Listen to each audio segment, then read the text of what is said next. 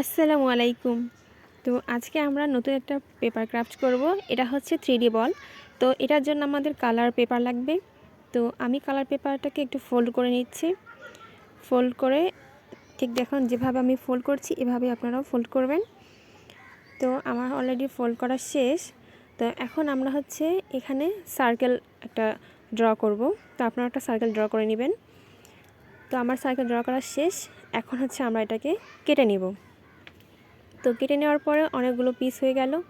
তো এখন এগুলোকে আমরা একটু ফোল্ড করব। জাস্ট এরকম করে একটা করে ফোল্ড করব, এভাবে করে প্রতিটা ফোল্ড করব।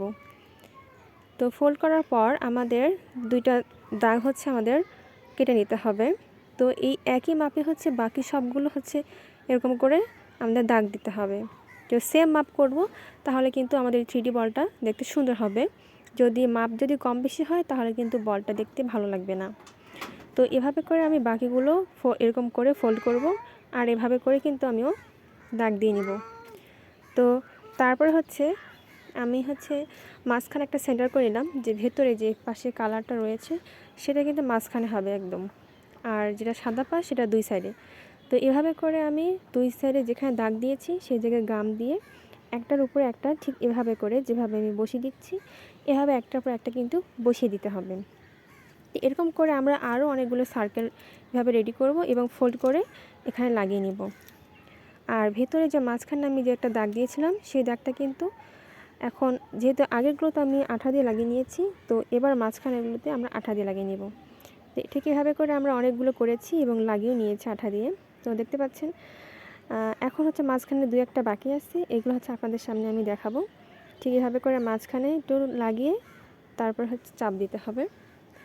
তো আমার এটা কাঁচা আছে এই জন্য খুলে যাচ্ছে, এটা শুকানোর পর কিন্তু মাঝখানেগুলো লাগিয়ে নিতে হবে।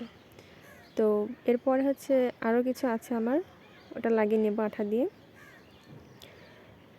এভাবে করে লাগানোর পরে পুরো সাইডটা যে দুই সাইডে ফাঁকা ছিল সেই দুই সাইডে কিন্তু ওই দুই জায়গায় যে দুইটা আমরা সেন্টার করেছি সেই দুই জায়গায় লাগিয়ে নেওয়ার পরে কিন্তু এরকম একটা গোল হয়ে যাবে।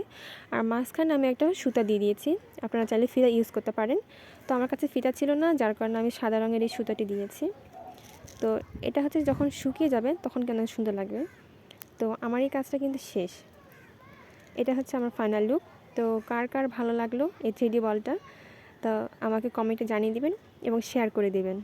তো এরকম আমি আরও একটা কাজ করেছিলাম, এটা হচ্ছে গোলাপি রঙের, দেখতে পাচ্ছেন। তো এটা কিন্তু অনেক সুন্দর লাগছে দেখতে, এভাবে ঝুলিয়ে রাখলে অনেক সুন্দর দেখা যায় 3D।